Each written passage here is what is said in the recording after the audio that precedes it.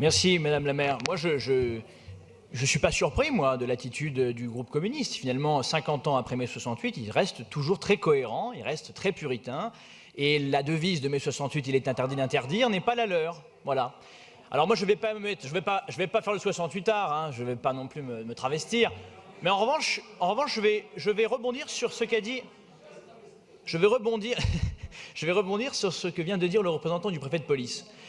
Si la loi permet ce type d'activité, c'est tout simplement parce qu'elle ne représente absolument pas, a priori, un danger pour le trouble public et qu'elle n'est absolument pas, contrairement à ce qu'a dit M. Béguet, une incitation, j'ai noté, une incitation, même pas au conditionnel. Pour vous, c'est une incitation au viol et à la délinquance sexuelle.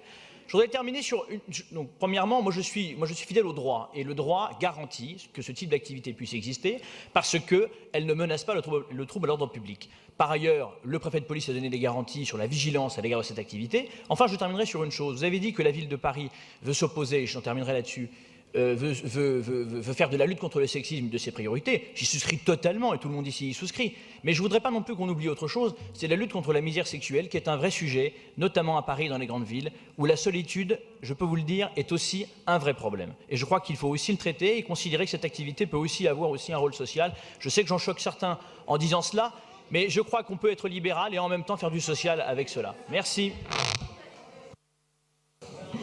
Madame